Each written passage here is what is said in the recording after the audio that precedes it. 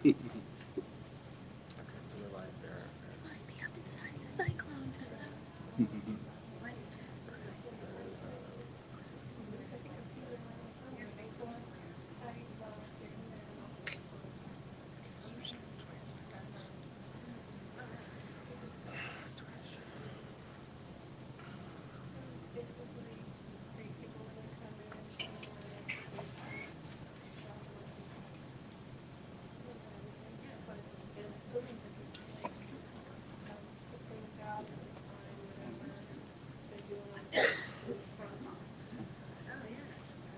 Face them off. I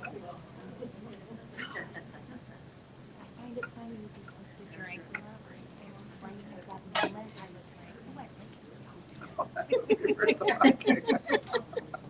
socks. They kind of match Margaret's earrings.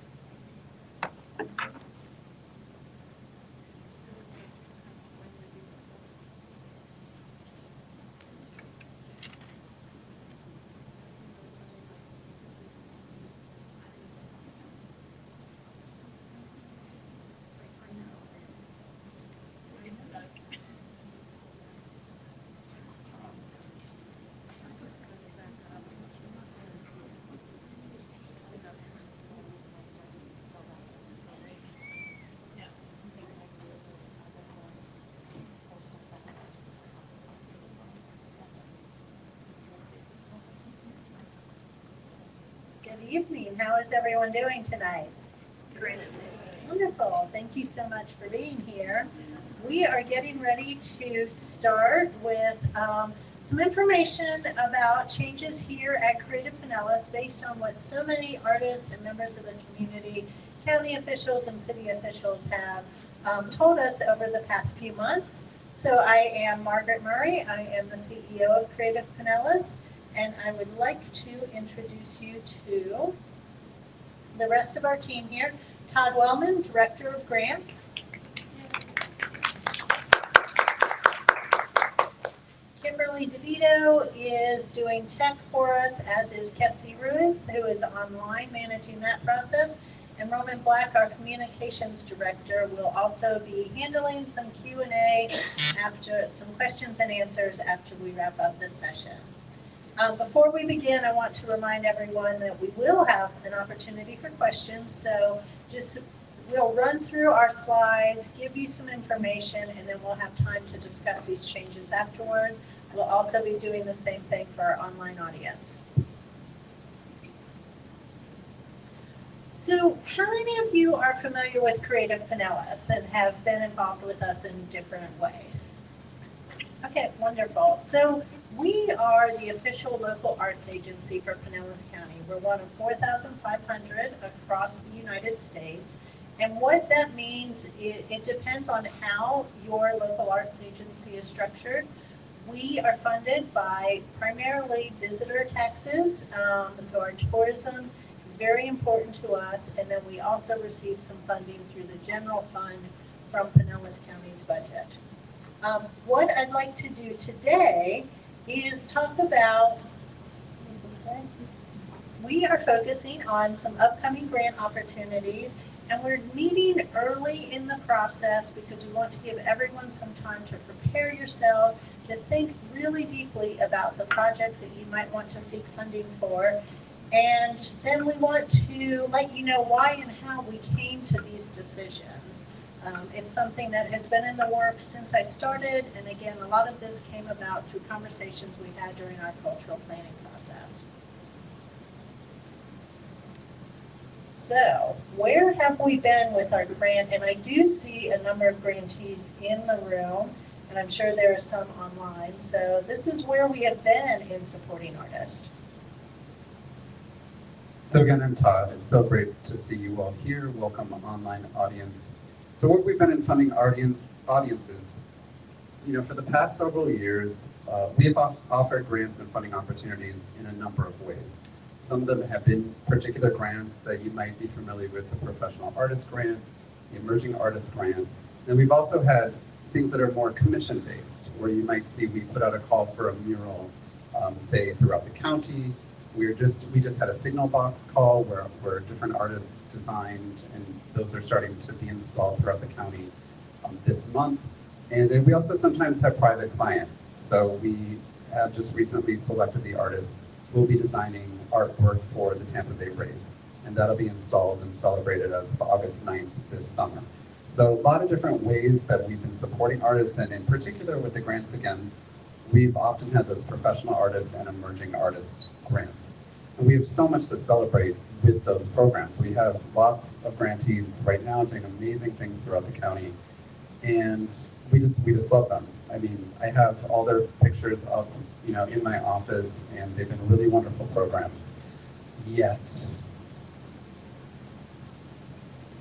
We heard a lot of concerns about equity and clarity in our granting process. As I mentioned, we had been talking to a lot of people and arts organizations and artists out in the community during the cultural planning process.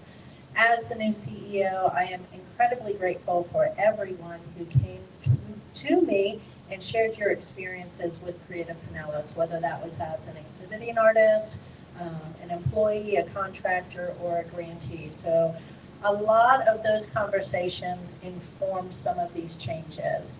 And what we found is that there was a lack of clarity by asking artists to self-identify in one of two ways, as either an emerging artist or a professional artist. There was a lack of clarity there because in a market of this size, there isn't a clear delineation.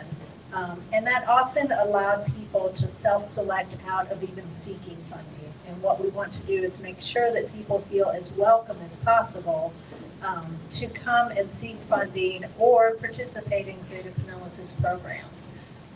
We also heard that the application was burdensome and a little bit challenging. So I would like to announce today that we have changed the, I never think of the word, the vendor that we use. So we're going to a much more nimble application process. We will also be doing one major change is that if you are selected to receive funding from us, you receive your entire payment up front. There's not going to be any request for reimbursement or drawn out payment process. And then we've also cut down on the work, the non-artist work that was required from the grant. So no more blog posts, no more photo essays. You are free to just create your art through this program. So the other thing that I wanted to look at is this pie chart on the screen. What we did is as we were going through the community and talking to people, what we were hearing is that there were certain genres of art that were not being funded. And so we did some crunching of the numbers and we found out that yes, that is true. As you can see, the vast majority went to visual artists. And that left dancers, musicians, filmmakers, and all of these other really talented artists to scramble for a smaller piece of the pie. So that is something that this program will also address. So where are we going? We've been so excited about talking to artists about this, testing out concepts, and coming up with some new structure. So where we're going is we are centering artists and we're addressing your concerns. They often think about this as centering artists instead of centering programs. So we are ensuring artists of all genres are represented in funding. We're very interested in what that would look like. And you'll see that in the way the application is going to be redesigned. We also heard you, an artist, say that you need different amounts of funding to complete projects. So in the past, the amounts of funding were very static, and now you'll be able to select within categories an amount of funding that better matches perhaps the budgets that you have in mind for projects. We also heard that you need money to support your practice. Sometimes you're like, well, I don't want to apply for a project. I just need a small amount of money to get some software, to buy some tools. So we've also been thinking really hard about what that would look like. We also know you've been desiring connection, specifically with peers throughout the county. So we have been re-envisioning what it would look like to have those connection opportunities available not just to the people who are selected for funding, but to artists throughout the county as well. And then, as Margaret said, and something I've been working on a lot since I've been with Creative Pinellas for about 7 months now, is really being much more equitable about when artists receive their funding. So one of my philosophies is you earn your grant when you're selected for the grant and you accept it. You don't earn your grant afterwards. You don't have to feel like when you're in a grant process that your performance is earning your grant. When we award a grant, when we listen to our panels who make really great selections from the community, there is a bit of a risk there, and we know that's part of it, but it's because we're putting our faith and trust in you. And guess what? Artists shouldn't have to put a ton of money on a credit card and wait to be reimbursed for those costs. So we don't think that's great either. So we're very much looking forward to altering what it means for artists for the grants to be able to get that funding up front. So what we have here are 3 new funds that we will be distributing through Creative Pinellas. So there will no longer be an emerging artist grant or a professional artist grant.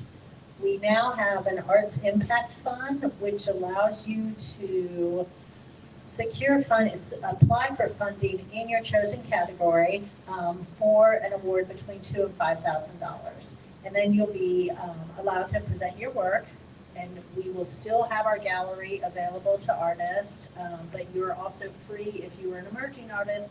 You were tied to presenting here at the Creative Pinellas Gallery.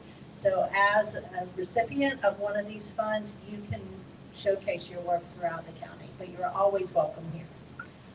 The Arts Ignite Fund is a small $500 micro grant that is designed to support artists if they have a small need, if you need a piece of software, or if you just need some money to get you through to the final stage of an exhibition or a performance, or if you need some seed money to start something.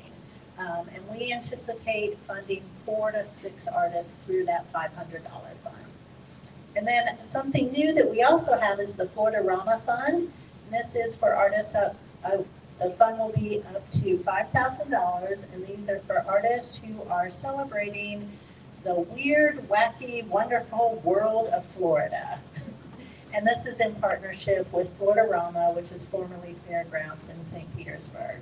Whatever is created through this fund will premiere in St. Pete at Fairgrounds, and then it will be able to travel throughout the county. At Florida-Rama. At Florida, oh, sorry, Florida-Rama, sorry. It's only been a week. I know. But this is a very exciting opportunity for us, and it's something that we're looking forward to exploring further as we move forward through this restructuring, is inviting people to donate to specific funds so that we can increase the number of grants we offer artists. So here are the genres that we are looking at now: film, music, performance, visual art, writing or composition. And then we want to encourage people to collaborate. That is something that we're finding is really bears fruit in the artistic process. So you can collaborate with artists across different genres as well. Yeah. And something I love about this new style of genre is we really worked hard, and you might see some of the keywords on the screen, that artists feel invited at many different steps in their processes. So in the past, you might have thought, oh, if I don't have the film complete, what do I have to apply for? And so that's why we have a different category for maybe in writing, it's more about you're writing the film rather than making the film. So, I also heard from a number of people who are really wonderful writers for younger ages who felt like they weren't necessarily welcome to apply. We're really interested in lots of different kinds of art and the excellence that you bring to the table, as well as the merit of your idea. So we really believe that this is going to expand the number of artists who really see themselves as qualified to apply for the opportunities.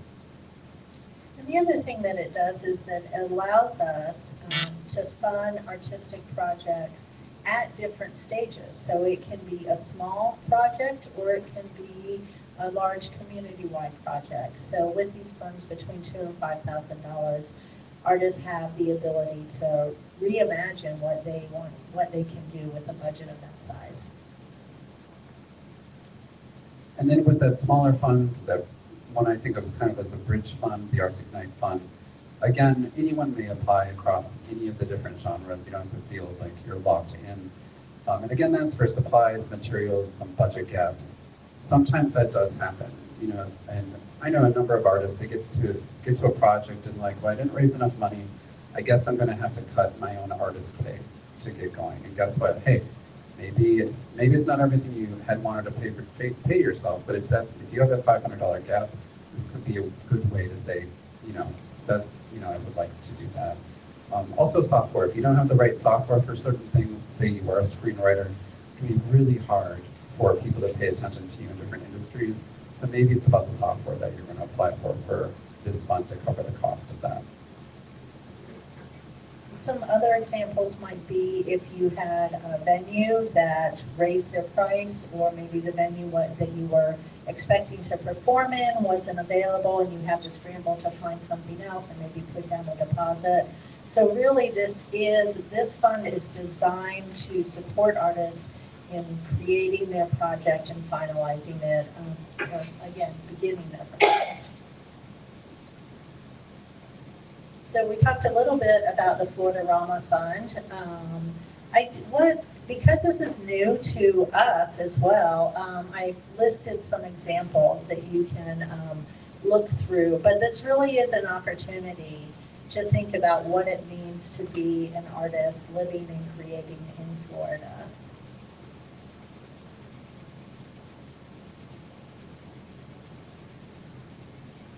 So we have some questions and answers. And what we would love to do right now is tell you some of the questions we thought you might have in advance. And then of course, as Margaret said, we're still gonna go to those audience questions. So what are the qualifications to apply, right? So annual Pinellas residency for at least 6 months plus a day. We know our county has a lot of people who move around, who come in and out, and so we really wanted to be as specific as possible, but also as invitational as possible for what it means to be a Pinellas artist. The grants we're talking about tonight are for adults, so 18 plus. We're still going to continue our youth grants that support youth, especially for camps and other kind of educational opportunities. Those typically come up in the spring.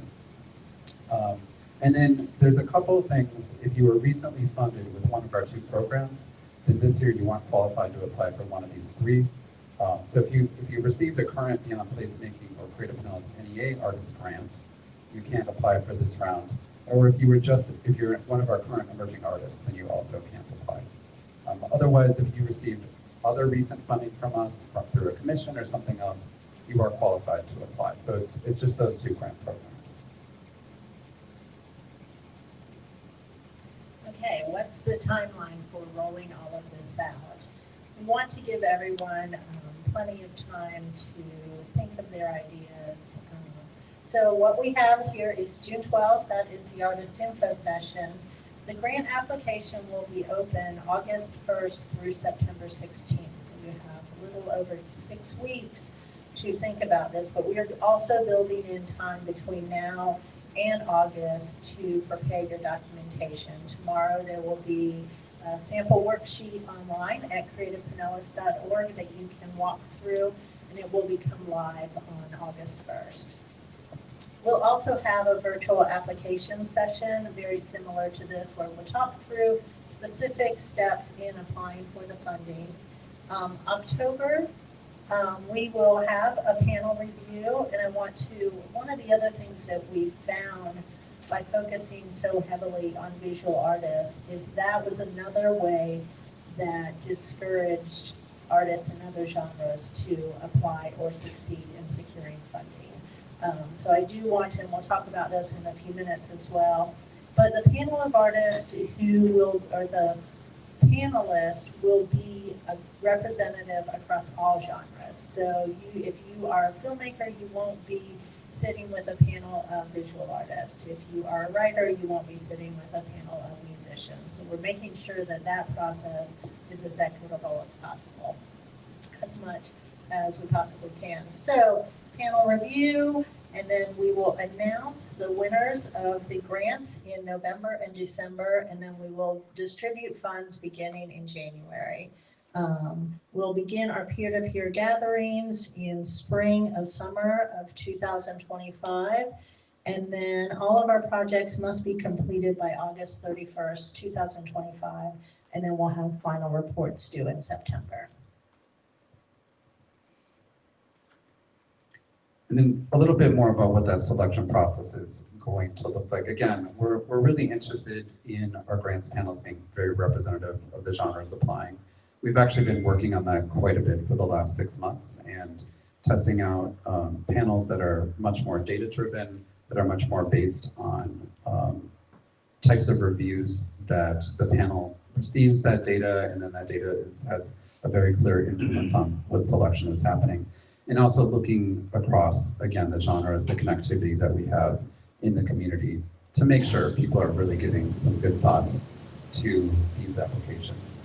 And the panel asks sort of 2 questions, and I don't know how many artists have ever been told this, but we're very interested in our process being as open as possible so that you know how panelists think.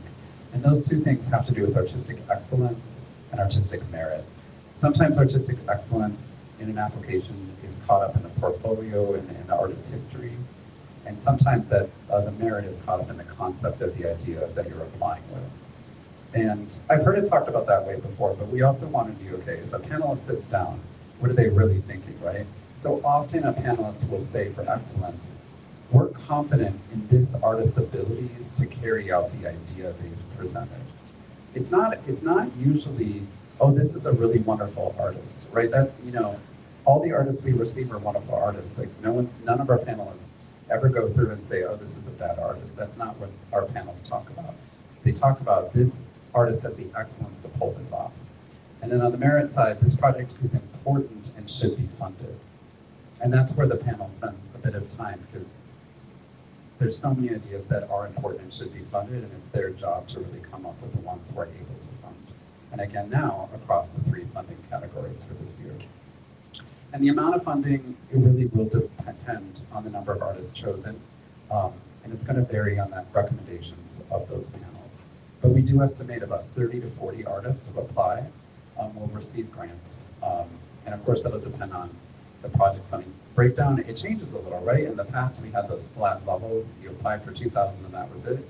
And so now with the varying amount, that'll also, depending on the merit and the excellence of the applications and the recommendation of the panel, that'll be leading to the amount of funding we're able to provide. And then a note, across the 3 funding categories, you have to choose one to apply for. So the application, one of the first things it's going to ask you to do is choose which of the 3 types that impact, Ignite, or the Florida-Rama, and then your application will move forward based on that selection as well. And then for the application, and we've hinted at the fact tonight, Margaret's already mentioned it, and we'll have a QR code for you in a little while where you'll be able to download that packet if you'd like. You have to be prepared to submit, again, throughout August or beginning of September, a short biographical statement, a portfolio, a clear and succinct statement of the idea that you have for the project, who or what inspired the idea, who will be involved, the community or the location affected by your idea and how, the general timeline, and a simple budget. And when I say simple budget, we want it to be simple for you so you can spend more time making art and not worrying about lots and lots of columns and rows. So many of you have talked to me about the mentorship program that was available through the Emerging Artists Grant. And what we found is that when I started talking to people, and Todd has had these conversations as well, what was important to the artist about the mentorship program, and we spoke to a lot of mentors as well, and it was the relationship and the connection. That was really important. So we are working through this process to build, and we talked about this earlier, build more opportunities for peer-to-peer connections. We are going to have 2 sessions. So funded artists will have a kickoff and then a celebration at the end of the cycle. But we're inviting all artists in Pinellas County to join us for a number of sessions that will be peer-to-pear meetings. There will be some problem solving, there will be some ideation. There's going to be a social hour as well as some speakers and workshops and panels. So we want to make sure that all artists, not just those funded through these grants, are able to take advantage of these opportunities. And there will also be some that talk about, okay, how do I apply for a grant, whether it's through Creative Pinellas or whether it's a federal opportunity. So we want to make sure that people not only have a chance to learn something, but to be able to connect to their peers as well. Let me see, I think I covered everything. Okay, let's go to your questions and thoughts, and we're going to do this in kind of 2 ways. Roman has a microphone, and you also have a microphone. Please remind me of your name. I'm so sorry, I forgot. Alyssa. Alyssa, thank you so much, Alyssa. And so in the room, we're going to start in the room with hands, and then Roman is also going to be passing us questions on the live streams that are coming in. So I see a hand over here right by you, Roman, and then we can look for someone. And please state your name if you can, and then your question. Hi, everybody. Hi, I'm Janice Garin. I have 2 questions, actually. If you don't do QR codes, is there another way to access the packet? Yes, it's also creativepinellas.org, and then the word grants is at the top. You can just click that word and it'll bring you to our opportunities page. Okay, and the packet is everything from today? And the packet is even more. The packet will show you pretty much a sample application as well as, you know, the kinds of questions that would be in there, and then also some of the tables, so you could really be thinking through what a simple budget would look like as well. Oh, great, thank you. And also, can you elaborate more about the peer-to-peer gatherings, generally speaking, that aren't necessarily connected to a grantee? Sure. So what we anticipate is hosting different sessions throughout the county.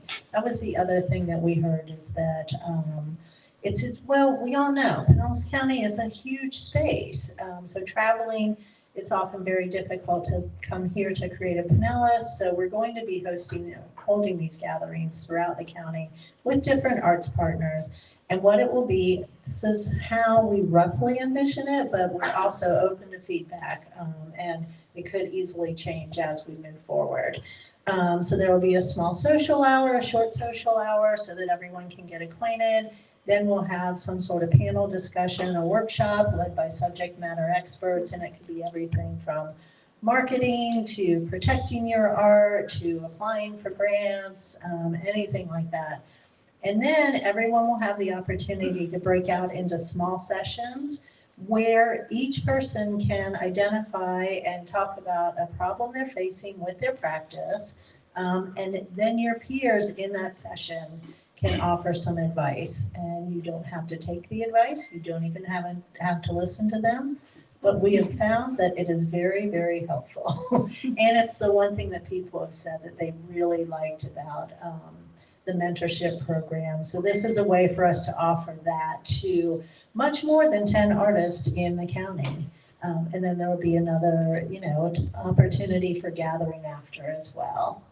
How will we be notified when they're going to happen? They'll be on our website. We'll be sending out email communications. They'll be on our social media accounts as well. And then because we'll be working with different arts organizations throughout the county, they'll be promoting it as well. Thank you. Mm-hmm. This is I can also speak loud. My name is Felipe. As far as the impact of the work that's already been approved, does Creative Pinellas offer some sort of partnership in the distribution after the project is completed? So it'd be film. Oh, for film, for example. So in the past, you may be referencing this too, we had a distribution grant at one point, which we're not currently having. But one thing we're interested in with this grant, so I'll give a I'll give a writing example that's similar to film. So if you are writing a screenplay and you're interested in the part of the grant you're applying to help fund your submission of that screenplay, for example, we're very interested in that. We're not, we're really interested in artists being at the space within the practice that they're in and talking to us about what that could look like. So you could write a screenplay, workshop it with the community at a public presentation, go back, re-edit it, find the right contest to submit, and that could look like a project throughout the time. We don't have any current, I don't think we have any current abilities right now or anything in the hopper to do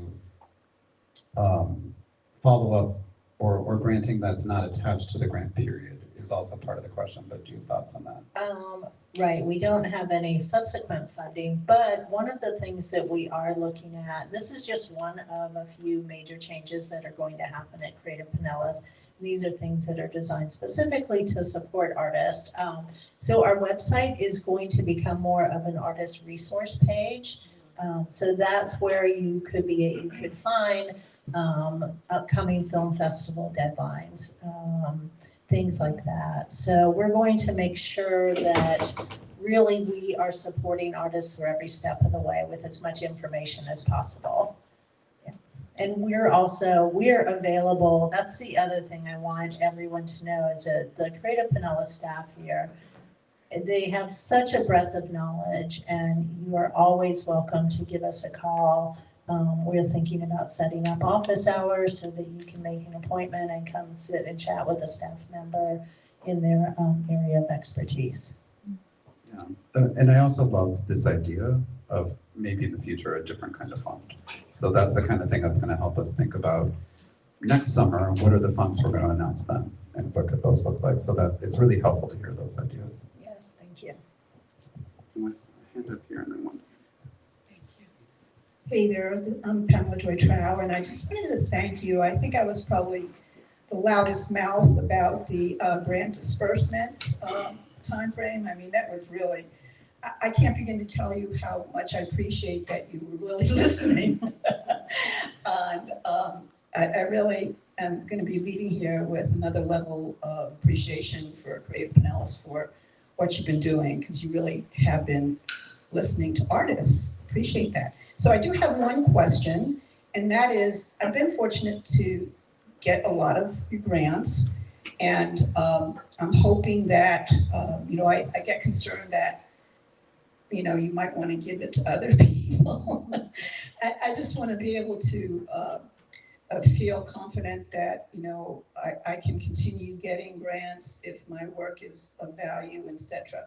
But the question I really wanted to ask you was, when I had gotten grants in before I've had friends, a particular friend, a really wonderful artist, really good person, and he would say to me, I don't understand why I'm not getting this grant, because he applied for it more than once.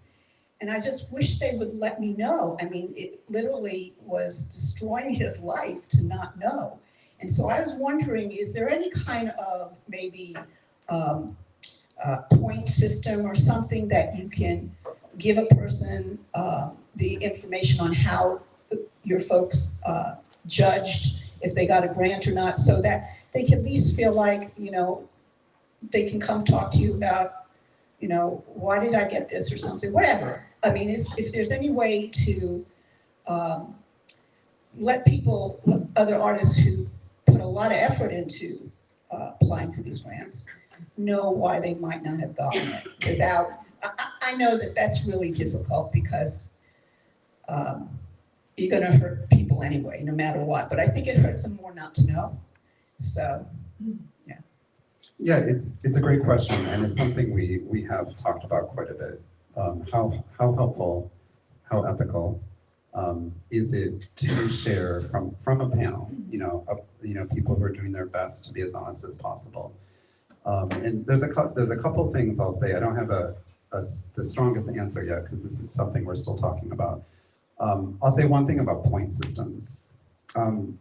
We and a lot of funders have found that point systems are very non-equitable. What ends up happening is they end up being often an excuse for people not to fund a group of people they don't understand. So they'll have some kind of data point and say, oh, look, they got a lower score and that's why I didn't fund. And we also find that there's something, kind of sometimes called a false high score or a false low score. So if you have 10 grants to read and the first one you score, that's suddenly, and you give it an 80, now that's an 80 for you. And then that becomes a false center. And so suddenly, even if it wasn't a C, the 80 becomes a C and you start kind of bouncing around it. And so you're really not actually scoring very well with point systems on these styles of grants, at least. We really do encourage our panels to think about is, again, the questions that we ask. Are these projects that you think the ideas have merit? Do you think the artists can pull these off? And then let's discuss, which ones are going to be the ones that we're going to go forward with.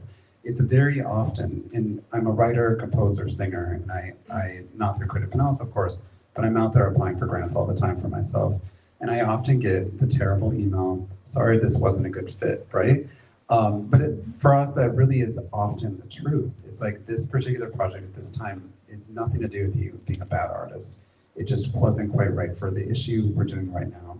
Or we had to choose 40 and you were the 41st. I will also say this winter we did test sharing panel feedback based on one of our grants, and it didn't go so well. The artist told us, oh, it'll be really helpful if we get the notes from the panel. And we provided the notes to certain artists and they said, this isn't very helpful.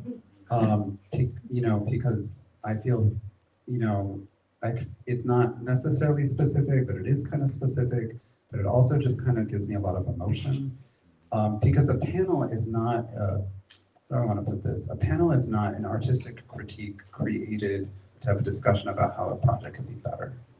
And that's often what artists are looking for, and that's what can come from peer-to-peer networks. A panel is a discussion on, is this something that we should fund? And there isn't a lot of time spent. I used to edit a literary journal, and I'd have people, get 1,000 submissions in a year, and I could publish 10. The number of people, I'm like, you're publishing 1%. I'm like, yeah. The number of people who want feedback, and I'm like, we're not editors, we're not copy editors. That's not the work we're doing. So in our discussions, we've also been really careful that releasing notes, and giving that information, we don't necessarily always think it's going to match what people are looking for. Now, to that extent, we thought about what does it mean, again, as Margaret said, to promote the resources, to say what you are looking for is a writing, a fellow group of writers, a group of filmmakers you can sit with, a better application Q&A session that's going to come up in August with me. Okay, these are the kind of things where we can start being really honest. And I've met with the Pinellas Community Foundation and other foundations to make sure that we really understand the kinds of advice and the kinds of things we can provide. I might manage the panel, I'm not on that panel, right? So I can help you as you're thinking about things, as you're applying. So I hope that's helpful. Some of our reflections we've thought about. And it's never just, it's a no, because it's, we don't do that. It's a really, really thoughtful process. And again, in our early testing, we've just not found it to be helpful at all when the artists have received those notes.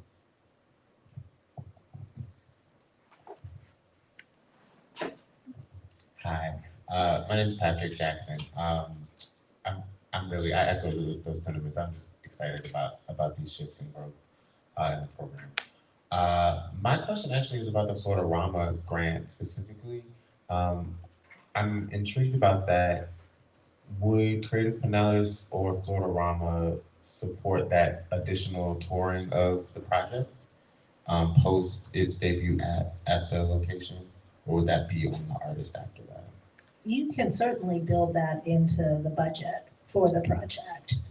So and I think one of the examples I gave was Elena Promises cart floating throughout Pinellas County. So if that's something that the project, that's important to the success of the project, you can certainly build that into the project budget, but it's not something that we'll automatically fund. Yeah. But I will say that what this Florida-Rama Fund does is it opens up artists funded by Creative Pinellas to show, to have automatically, you will have a show at Florida-Rama.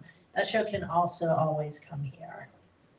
Well, I shouldn't say always, but if we have the space in our exhibition calendar, and again, we are not moving away from showcasing artists here. It's still very, very important to us, but it does open it up a little bit and allow. But yeah, we'd love to see these shows. All of these projects, that's the great thing about them, is that this allows you to showcase your work throughout the county. And we're really trying here at Creative Pinellas, one of the things that we talk about quite a bit is how do we make this county cohesive and unified? How do we help artists in Dunedin get their work into St. Pete galleries? How do we help these small beach communities with talented artists there? How do we get them into cities like Clearwater and St. Pete, and also Pinellas Park, which is becoming a really spectacular arts destination, certainly under the radar for a lot of people, but a lot of our visitor data shows that it is one of the most frequently visited cities when people are coming to look for arts experiences here. So I think with Pinellas Park, what we're doing here at Creative Pinellas and some of the other midtown or mid-county galleries, we're kind of building this network where it's really easy to showcase your work throughout the county. Hi, I'm Heather Rippert, and I'm a painter. And I really want to thank you guys too. I'm very moved by this progress. It's really fantastic. So thank you. And you kind of answered some of my question, because I was curious about, you know, as a visual artist, for locations and where, you know, how do we then, you know, if we are awarded a grant, how will we, is it in our project proposal where we're going to look to have our work exhibited? Would we say, oh, I want to be in the galleries at Creative Pinellas, or I want to, you know, because I feel like different places like the Morian or Dunedin Fine Arts Center or wherever, they have their shows planned.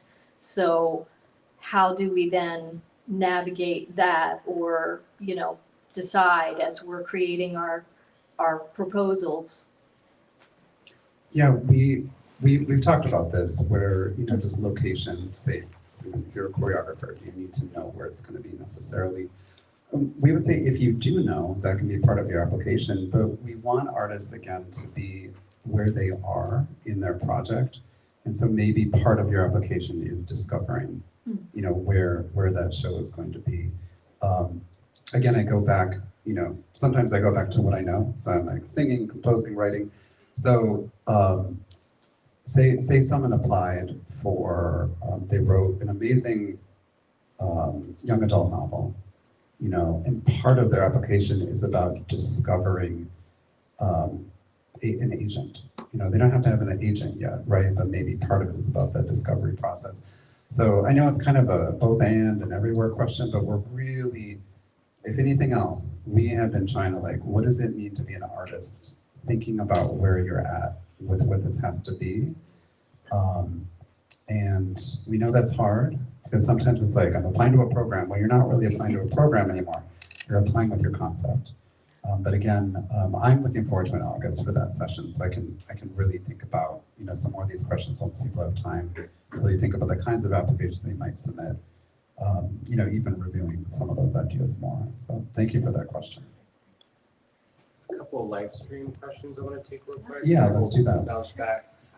So we have two people wanting to know a little bit more about the mentorship. So if you could just talk a little bit more about what that will look like in the future. Okay, so previously 10 artists were afforded mentors. So what we're doing is expanding that to as many artists as possible. So whether you're funded by Creative Pinellas grant or not, you are able to come free of charge to these peer-to-peer artist info sessions that we have. So that will be a mix of workshops, panel discussions, breakout sessions, social hour, networking, and then that's where the relationships develop. And I see, I can't make any promises, but in my grand vision for Creative Pinellas, I see one of those trolleys taking artists throughout the county, bringing curators to different galleries, and just creating this moving ecosystem where we're all learning from each other. So this is really an opportunity to expand the mentorship program.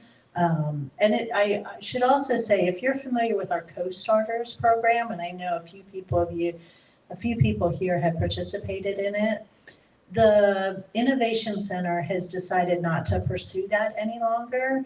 And that was a 10-week session that allowed business owners and entrepreneurs to kind of develop a business plan and learn some skills.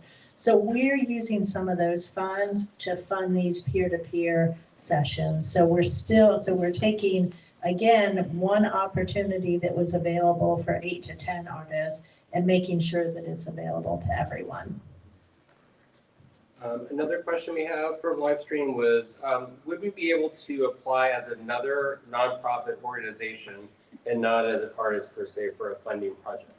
Yeah, thanks for that question. The question from the live stream was, can I apply as not as an individual?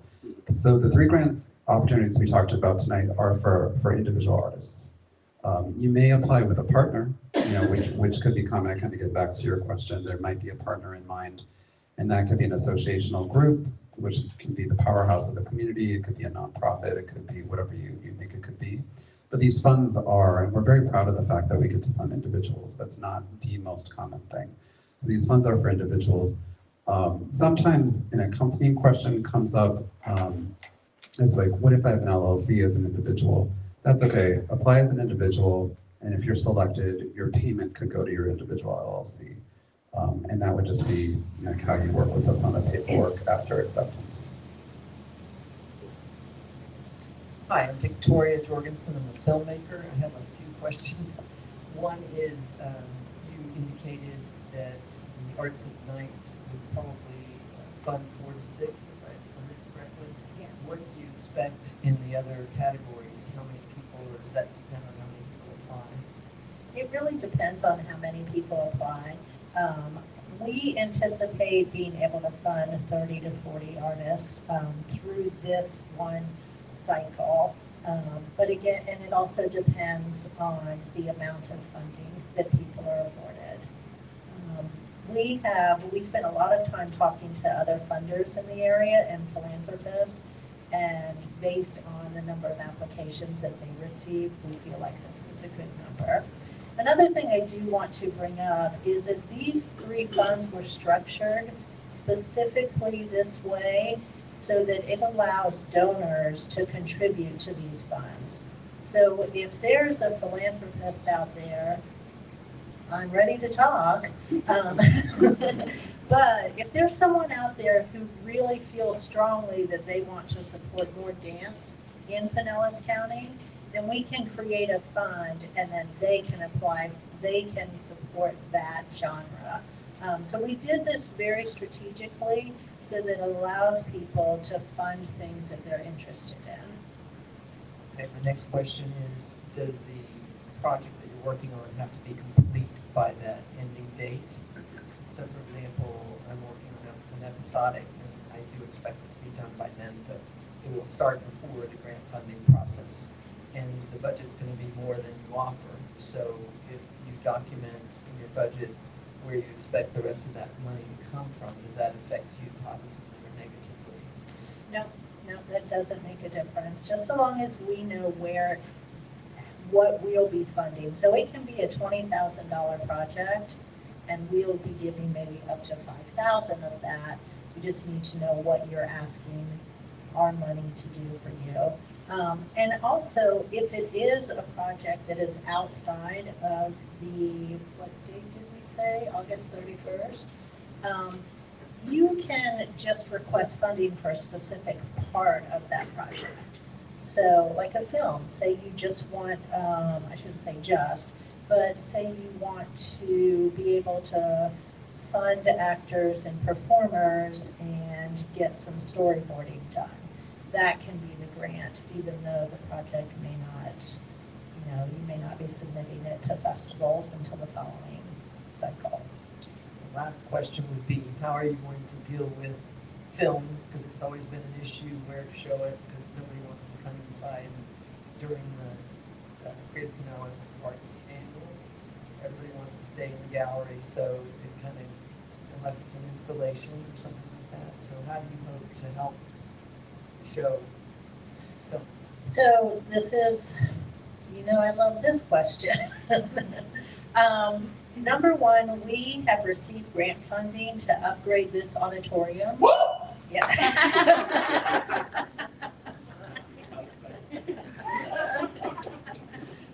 So we will be able to partner with more film festivals and filmmakers to screen films here, and this is an absolutely wonderful place already, but it's going to be even better. We are also envisioning that the gallery becomes more performance oriented, so that we can have dance performances there, that we can set up. I mean, there are those cool little small galleries. I think that one of those should be created as a small auditorium. So those are all things we're considering. And I do want to say with that too, the question that kept coming up in a couple artists we talked to in advance, so it's kind of next to your question, is, okay, I was used to applying for an emerging artist grant with the aim of having a show here. And I know Margaret said this a couple of times, but we do want to remind you that the partner you choose for where that film is, where the book launch is, where your workshop is, where your table read is, does not have to be Creative Pinellas. We don't have to be the holder. It doesn't mean you won't be invited to things like Arts Annual that's coming up or other shows that we have, but we have sort of detached that requirement again so that artists can be focused throughout the county. Part of equity is that the art you have in mind is available to the communities it's for and about. And so we're interested in what that means to you. And that was one way for us to open that up.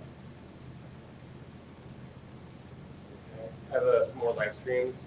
For those who have never collaborated with artists before and you work in different fields but would like to, is there some way to bring in your ideas to a pool of people, or would it be during a peer-to-peer session? Do I need to repeat that question? Yeah, I'm sorry. For those who have never collaborated with artists before, so let's say if there's organizations or other community organizations out there that are outside of the arts area focus, how do we pull with those people more? So this came up a lot. So this idea of arts organization or non-arts organizations participating in Creative Pinellas programs and funding has come up before, especially during our cultural planning process. And a lot of this is probably bubbling up because of the Creative Placemaking National Endowment for the Arts grant that we're in the middle of right now. And that invited artists to partner with our nonprofit organizations. Didn't have to be an arts organization. It could have been a social service organization. It could have served any number of communities. We'll be able to, I don't know, we don't have a mechanism for that right now, but that is something, if they are partnering with an artist, that is certainly something they'd be welcome to come to the peer-to-peer sessions. And again, this is something really good that we could possibly have on our website, is our organizations who are looking to collaborate with artists. Yeah, and when it comes to individual collaborations, I want to mention two things. One, it might be during the grant period, but if you come to the Q&A session, or even this session tonight, you can always ask anyone else at those sessions, are you looking to collaborate on a grant? Or even, would you like to sit at a coffee shop and pretend to collaborate on a grant and see what happens? And then you don't have to use it. The second thing I want to say about this collaborations is we don't have a collaboration category in the application. You will pick the lead genre that you decide that collaboration is most representative of. So if you're a musician collaborating with a sculptor, you pick visual arts, or you'd be picking music, or perhaps you'd be picking composition, depending if it's also writing. And then one person becomes kind of the lead artist who's applying, but the other artist is part of the application. Can an art teacher apply for the $500 grant to pay for classroom supplies? So we want to remind people that the grants go to individual projects that people are interested in that are going to be, of benefit to different communities. We didn't put this in the slides, but this is how I'm going to answer this question. Every once in a while, an artist is an employee of a nonprofit, or they're on the board of a nonprofit, and they receive good or hard or challenging pressure to apply for an individual grant that then would be kind of turned over to the nonprofit somehow. We highly discourage this in our processes, mainly because it's a little illegal. There's enrichment laws, there's different laws that you want to avoid when doing that. So you can get in trouble and the nonprofit can get in trouble. So we're really encouraging artists to think about their artistic endeavors, and then for that particular thing, for that particular fund, what is the gap that's going to help you be a better artist? What is the gap that's going to help your project become to completion? Not necessarily a gap that a nonprofit is having. So that's how I'll answer that question for tonight. So my name is Austin Vandervliet. I didn't start paying attention to these grants until maybe like 2023. And I've seen since then, it seems like there's a lot of good changes. I really appreciate that. I didn't participate, I don't think, in the feedback thing, but I think what I was feeling, everyone else was feeling as well. I don't want to share my experience, but I guess my question, because I had like my own experience with applying for one of the grants, but my question is, like, what inspired these changes? And like, when did these changes kind of happen? I guess I haven't been paying enough attention to that process. Yeah, I mean, the number one thing that inspired these changes was, I mean, we didn't literally put everything up on a wall, but pretend we put everything up on a wall and said, let's make the audience of what we do artists instead of an institution, and who is this for, ultimately? Who's Creative Pinellas for?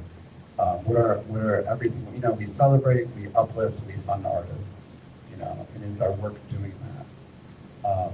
And that was one of the main inspirations. When I started, again, right around October-ish, 2023, and I've been in nonprofit, individual-centered work for a couple decades, and so it was very natural for me to start asking those questions. And then Margaret became our new CEO, and she and I started asking these questions together. And I'll say, as far as timeline goes, tonight is the night we're announcing, these changes. This really is the big announcement, and I'd say it's a culmination of really thinking very carefully about what does it mean to be the stewards of money that is meant to support artists.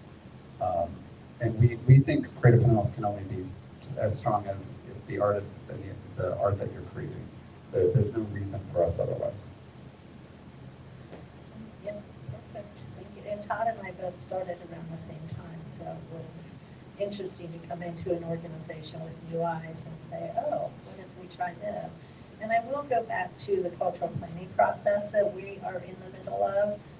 Many of you, so we hosted, we distributed a survey to, I think we had over 1,200 responses from people in every city in Pinellas County.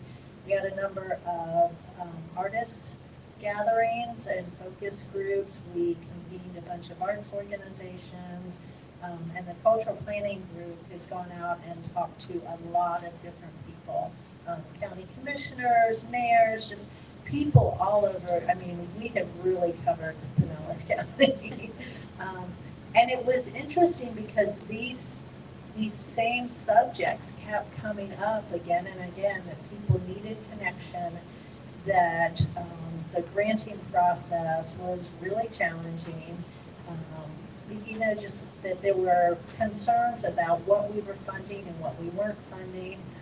And all of that was really supposed to be part of the cultural planning discussion, but it really just dovetailed into new leadership at the organization and new opportunities. So it was really an opportunity for us to say, okay, here's what we've learned from the cultural planning process.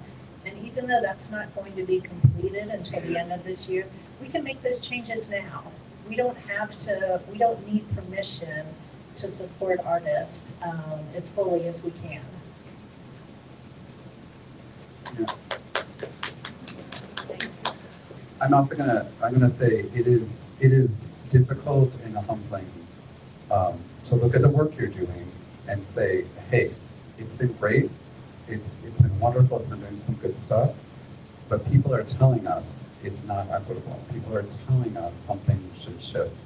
And if you don't make changes, I often say you can invite a lot of people, but if they can't get into the room, or if when they find themselves in the room, they don't find themselves welcome, all you did was change your advertising and you're outside. You didn't actually change what you're doing internally. So one of our goals tonight was hopefully you really feel the sense of invitation, but also the sense of belonging. We're hoping. And again, we're hopefully obviously open to feedback and ideas into the future. I am an artist in Pinellas County. Like, I am so empathetic of what artists are looking at and going through. And I'm really honored to be in the position where I get to think about these things every day when I'm at work. I'm just going to jump in really quickly, and then we're going back to more questions. But that's very important that Todd mentioned he's an artist. A lot of people on staff here at Creative Pinellas are artists. So that was where we got a bunch of feedback as well. Because I am so new, I was asking team members, what is your experience? What is the feedback that you've heard from artists? Because I'm hearing from artists for the past 6 months that you've been listening to artists and you've been working with them for years now. So it has been across the board. The entire Creative Pinellas team has been working on these changes and making sure that we're bringing all of our experiences to this project.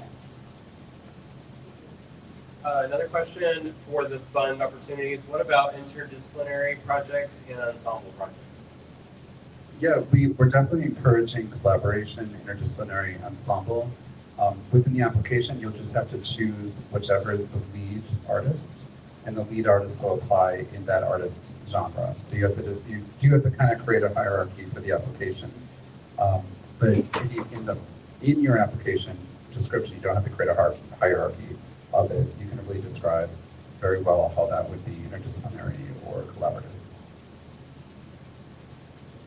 Any other questions in the room? You know me, I'm going to always have questions. And listening to about the change in the vendor for the application, because I noticed that when I uploaded some images, I couldn't see them, so I didn't even know how they were going to render to the panel, and I do want to say very much thank you for everything you're doing, because I've said this before, and pardon me, no, not pardon me, but if you haven't heard it or you've heard it, you can hear it again. I was involved with Gulf Coast Museum of Art. So yes, it breaks my heart to see EMS training where my darkrooms used to be. But I stood up at a meeting when the Creative Pinellas was first forming and pleaded for somebody to breathe life of art back in. And it has happened, and I can't tell you, and it's happening even more and better. So I'm grateful for that. I almost feel like I've started my career like backwards, because I flew out and introduced myself and presented what I want to do. And I'm used to presenting what I want to do and having it happen. And so here we're getting now more funding opportunities to do different things. So in terms of you not necessarily providing Creative Pinellas as the backdrop for the work once it's done, if it's that kind of work. Salt Creek Artworks isn't here anymore because that's where I debuted mine. And the mentorship thing is definitely a great thing, which I was one of the people who asked me about that. The issues I've been having is because, life happens and life kind of like displaces you sometimes for way longer than you think. So I have great work and a foundation I've built. I don't have anything current. So the revolving cycle for me has been getting the new work to put into these applications to be seen as the artist and the person that I have evolved from where I started to now, with more things I want to put out there with only that stuff years old to support it. So maybe somehow that could be addressed in one of these ways. I don't know if it's the $500 thing. Yeah, I mean, part of that too is, again, we want artists to apply where they are. And so in the past, you might have had a sense that you had to apply with a finished product, you know, that might become the project. And so we're very interested in that during these projects that get funded, the creation might be happening during the projects, that you don't necessarily have the pressure to come to the project with everything done already. It is possible, you know, I'm gonna go to the screenplay example again. Maybe the screenplay is done, so then you're applying in film. Maybe the screenplay is not done, so then you're applying in writing. We're just very interested. What does that mean? Where are you? But how old is the screenplay? You Like know, how long, you know what I mean? Like what if the that- work is from 10 years or 20 years ago and you've had a big hiatus because of stuff and you don't have anything new? Yeah, and then maybe the first step in what you're applying to do is to do a feedback session with the community on that 10-year-old screenplay to make sure, you know, that it is up to date or could use some changes. So we really want you thinking, you know, about, again, where you're at. The other thing about the application, we'll say, Margaret did announce that we're changing the application. We can also say the company's name is Submittable that we'll be going with. And I interviewed and met with, I can't even think of how many different applications and different systems.